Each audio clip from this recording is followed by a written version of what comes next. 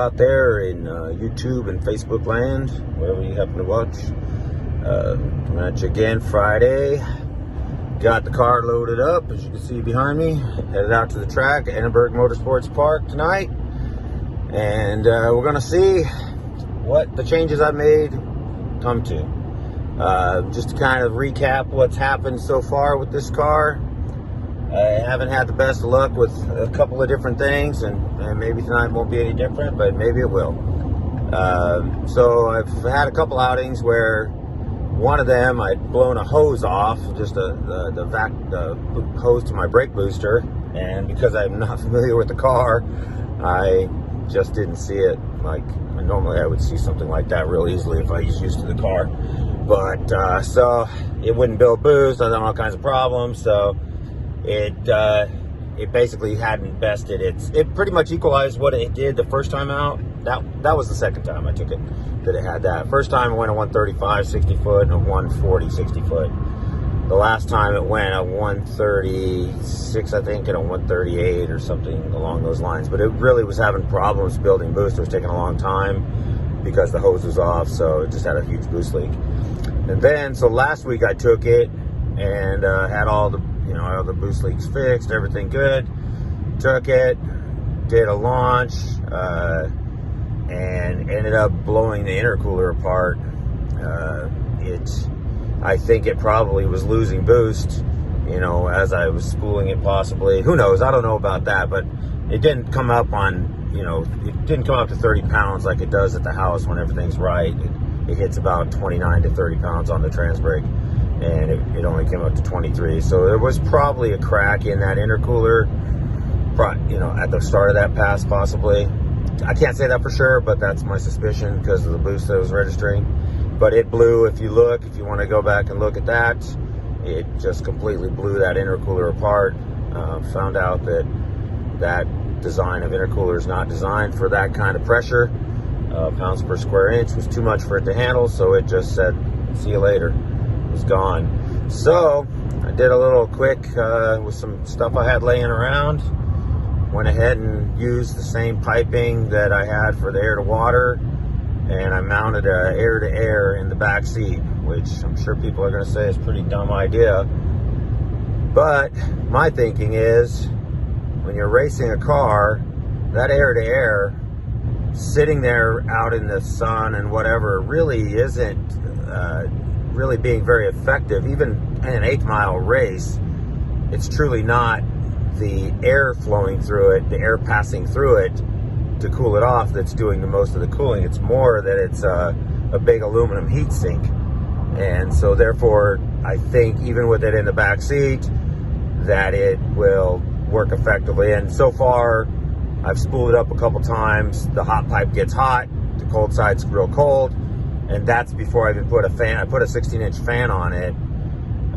So to kind of backtrack a little bit, I've had this intercooler sitting around for a long time. It's a really nice 5-inch thick core. I don't know who made it, but it's a quality core. If you look in there, you can see the style of, it's a bar and plate, and it's really nice, really nicely made. It has the little barbs hanging down inside the air passages, so should be pretty good. I've never used it though. It was set up for a twin turbo, twin inlet, single outlet. So what I did, I went ahead and closed off the inlets. Probably should have did a video, but I closed off the dual inlets and then punched a 3-inch hole into it and welded basically a 3-inch nipple on it, and went in through the side, came out through what was already there as the 3.5-inch outlet, made some pipes up to connect it back up to what I had, did a bunch of boost leak testing, and it worked fine. So far it's built boost real quick, and the cold side pipe is staying cold on the spool up, so I can't imagine with that fan running that it will get hot during a short pass like I'm going to run. So I think it's going to work. The main thing is I'm running 60 foot, so it's not like I don't really need an intercooler, honestly. But I just wanted to get something because I had made some changes to the rear shocks, and I hadn't had a chance really to do much with that. And then the other change that I made this week, so I've made two kind of big changes. One was the intercooler, The second is that I changed the front springs. Initially it had 14175s, just was stiff as a buckboard. Like it was, if you've ever ridden in a hay wagon, it's like that. Or if you've ever ridden in a big rig truck that has a solid seat, it's like that. There's no give whatsoever. And then I switched it to some other springs I had laying around, which were 12 150s, but they were about the same. They really didn't make any difference as far as the feel of it. It still felt like you're driving a car that didn't have an engine. You know, if you've ever towed a car that doesn't have an engine in it, it's real stiff and it's just bouncy, and that's the way it felt. So went ahead and locally picked up from Dylan. He had a set. I know they're for a rear of a car, but springs are springs, and these are inch 90-pound springs. I put those on there, and I will put a little picture that I took earlier that shows the ride height. I ran them up. They're about 5 inches from the bottom, so I've probably compressed them about 3 inches or more than when they're just complete open. I'd have to measure it, but I think they're probably at about 11 inches if I were to guess of total length right now. But it should give me a pretty good amount of spring energy being compressed like that with a lightweight spring. And I can tell you for sure that now I can press down on the front of the car and I can lift up on the front of the car. Before, I could not move that thing whatsoever. It was just stuck. So that's a good thing. On this track in particular, it's got some bumps in it. It's a low prep, and when you have something super stiff in the front, man, the car just, every little bump wants to go everywhere. So I really needed to address that. I did take it for a ride around the block. It actually now feels kind of like a regular car. So at least I'm getting somewhere. I don't know, good or bad. We're going to find out. I am going to go ahead and run the front shocks full tight on the first pass, just because that's the way I had been running them with the other springs. And I don't want to go out and have the shocks full loose like I have them set right now just to check it and then do a wheelie or something. So I think the way I'm going to do is I'm going to run them full tight. I have the rear. I have, these are stiff sidewall slicks. So I'm going to go ahead and go a little less rebound, so a little quicker extension on it. So I'm going to go 4 on the rebound, and I've got 8 on the compression. And I can tell the compression is definitely probably about where it should be. The extension, I don't know. I'm going to have to watch a video and see how hard it drives the tire or what it does. These are still old slicks. These are some that I had on my other car. They're made in 2019, but they were stored fairly well.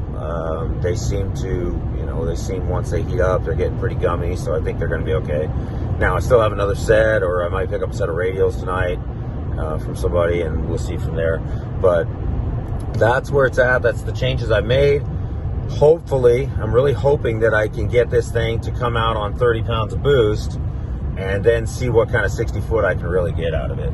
Because so far, the best I've gotten is a 135, and I was really expecting to do, I wasn't expecting, but I was hoping that I would do better than that, at this time frame, like at the beginning. I was hoping that I'd start in the low 130s and then work my way down into the teens over time with front end work, rear end work, all that. But I got to get down into the 20s before I start doing any real major work, in my opinion. But it is strange. I will say, you look at the weights of the car, and I'll post a picture of the weight of the car that I scaled it earlier today, and I did compress the rear, compress the front.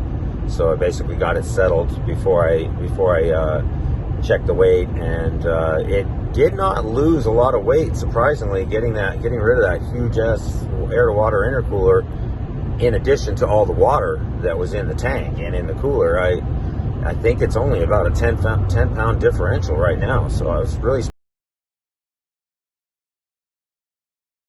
surprised. I thought I was going to lose more than that, but it didn't. So it is what it is. So right now we're weighing at 2690. I think it's 2690 something, 2450 or 2449 or something like that without me in it. So it's relatively light, but not like you should get with a Fox body. So my point is, surprisingly, these springs, when you look at guys and what they show, like for different spring companies and shock companies, they're calling for a heavier spring on the front, something more like what I had, like a 150 or something. But man, it definitely doesn't want a 150 on it, I can tell you that. So I don't know if it's the way this engine is set in here or just the weight of the engine and the I know weight is weight, but I guess, you know, if you think about the weight of the engine being so light, maybe that makes a difference in how it pushes down on the front suspension. I would think weight is weight, but regardless, that's what it is. So initially I was looking at what the charts say, but it's definitely, this car is not one for the charts. I want to say it's 700 and something on the left front and 680 on the right front. So it's about around 1,400 pounds on the front, right around 14, I think, or yeah, right around 1,400 on the front. And but hey, these 90s, I was thinking more like a 100 or a 110, and I may have to go to that. But right now, we're going to try it with these 1490s, and we'll see what it does, and hopefully it'll just work. It feels good. So my thoughts always are, if you can run a light spring and you can keep it, you know, without having to have them compressed down to nothing, functional, then, and if the car feels good driving, then that's all you need. You know, I think that if you have a super fast car on a really good prep track, yeah, the spring's probably tighter bigger springs and everything is better. But for this kind of stuff, I don't think it's going to work as well. But, you know, the results will show. Again, I'm going to tighten the front.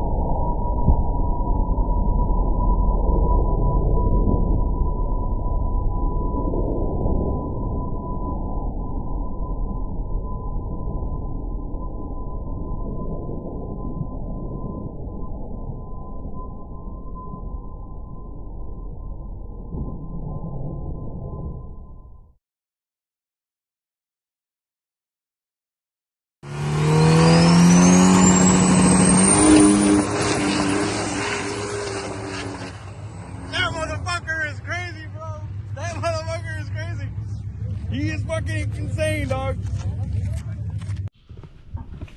Okay, just a quick overview for this. Used the same piping that I had for the air to water, and I went ahead and utilized this intercooler that I had sitting around. Welded on a 3-inch nipple onto the one side. Used a 3.5 outlet on this side through a fan. This is a 5-inch thick core, pretty good one. I have to say that the welds that I did on this, I wish they were showing, because that's the best welds that I've done so far, I think. But just using this as a little segment, just went ahead and used the wiring for the water box to the fan. Just extended the wires. Everything's good. So that's that. I'll throw this into this video, and just to kind of say,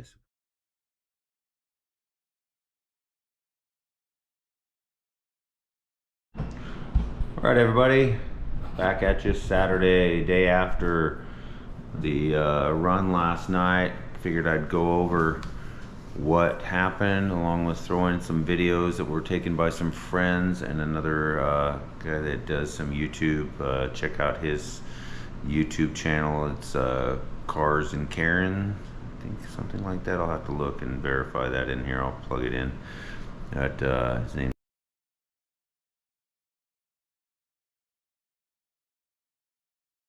Jesse. He does some videos, so a couple of the videos he had, and Ciro supplied other videos, and his son supplied me with some videos of the second pass. The first pass I didn't get any videos of. So to go back over what I was talking about on the way out there, made the change of the front springs, made the change of the intercooler, went ahead and ran the front shocks full tight, two from full tight, 2 turns from full tight, and then the rears were 8 compression and 4 rebound extension, and it did good. It ran a 136 60 foot on that pass. That was the first one.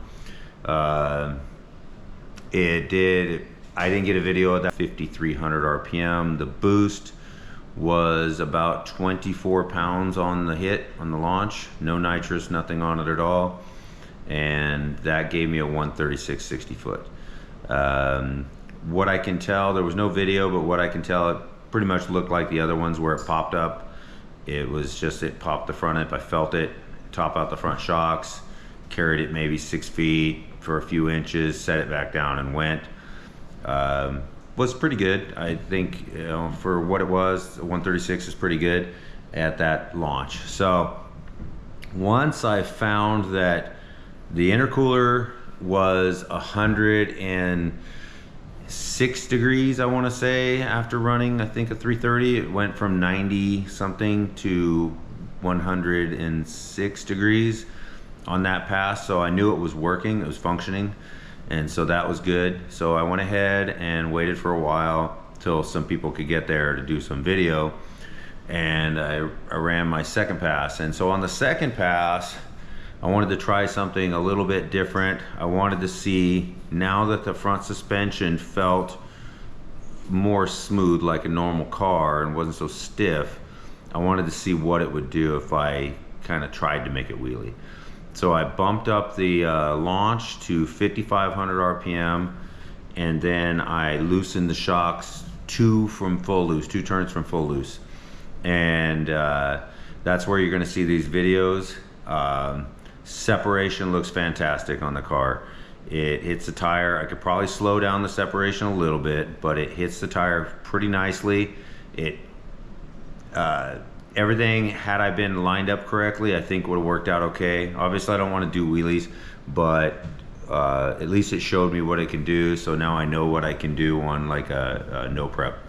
And this netted a 132 60 foot. So I'm getting closer to my goal, which is to be in the 120 60 foots before I start playing around with the front stub and the rear and all that kind of thing.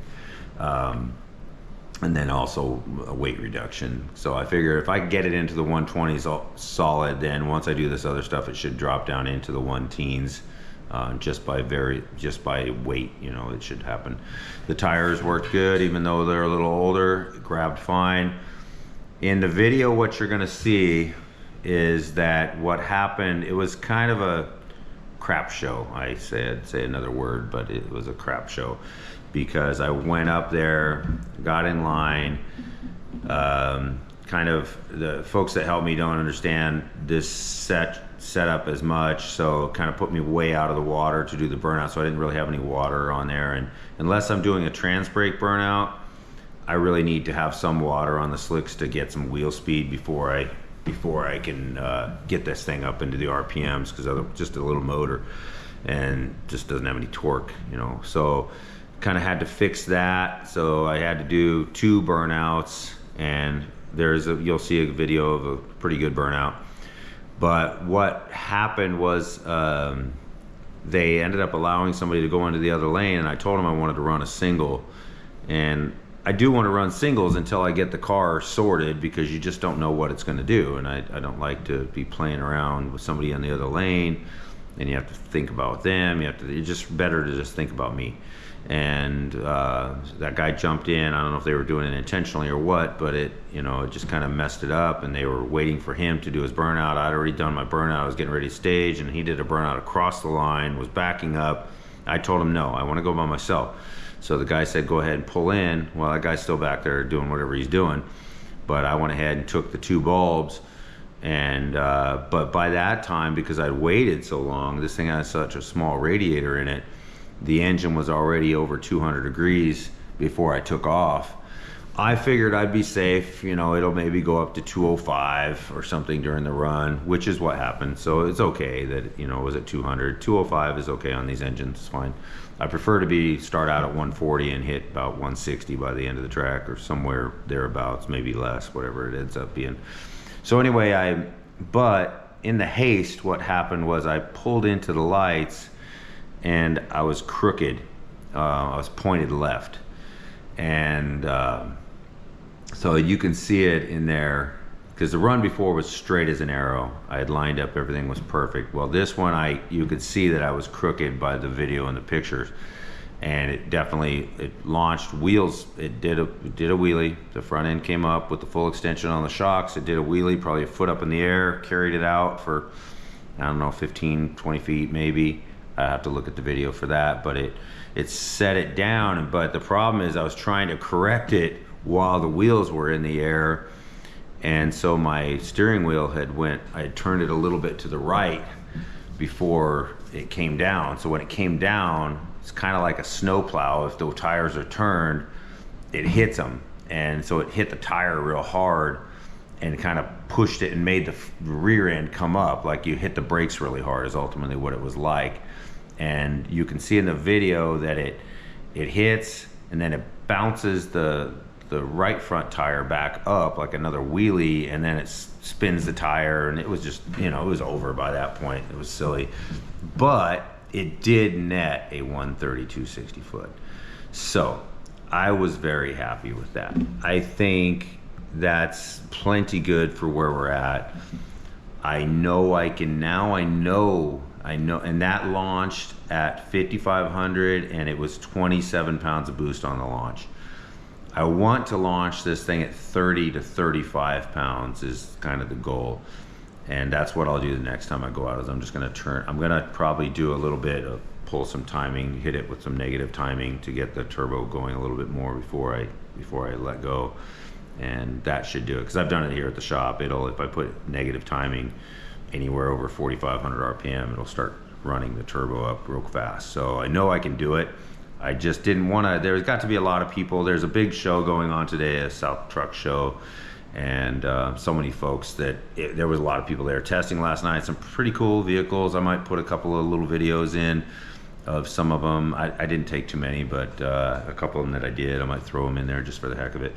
But there's a big truck show shootout type thing going on today. I may go watch later. It's real hot right now. I don't feel like going outside right now, so I'm gonna wait. But so they had a lot of people. The prep was okay. It wasn't, they think it's great, but I know prep tracks that are really good, and this is never one of those. It's good, but it's not great. But what I do know is that I can hit this car with not all the power probably, but pretty much all the power that I can give it. I think if I threw nitrous on top of it, maybe then it would probably spin or something. But at this point right now, the suspension is working fantastic. So I'll tighten down the front. I'll just tighten the front shocks about, maybe 2 turns down more, or 3. And maybe, first I'm gonna try a couple different things next week. I'm gonna probably turn up the launch or give it more boost. That's for sure. Those 2 things are gonna happen.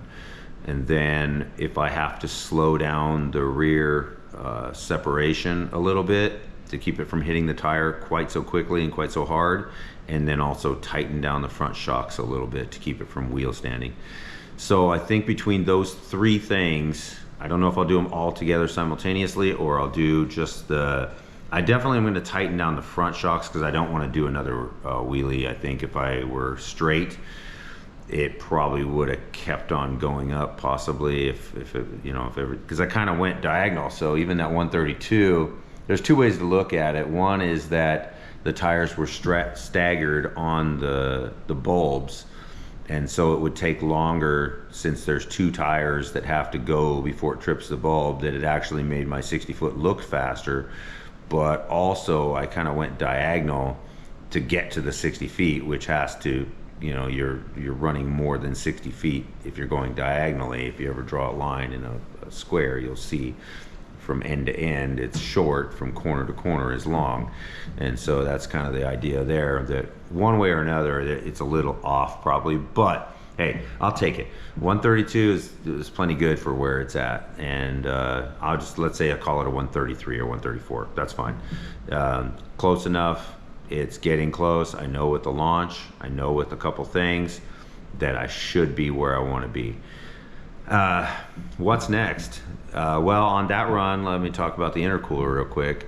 The intercooler hit because of the two burnouts, because of everything. I had the fan on the intercooler, so it started out at 98 degrees and it went up to 107 max, which is fully acceptable. I'll take that every day, because it wasn't, and the density altitude last night was also 2,400.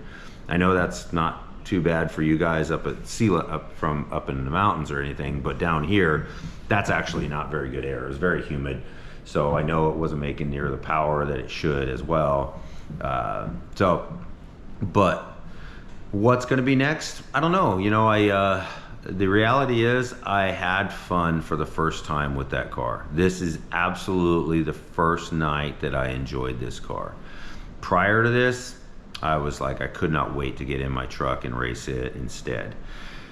Tonight, because it ran good, because the way the car behaved, I might have wrecked it had I had those other springs in there. I have to be honest, because the way it was behaving was so darty, it was weird.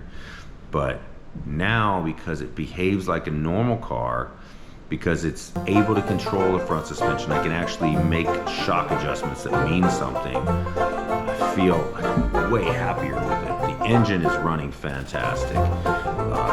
Nothing in the catch can, not overheat, you know, it's not pushing any corners, nothing's going on. The oil pressure is great, it's fantastic. So, I haven't really thought, to be honest with you, what I'm going to do for next week to really get it, you know, to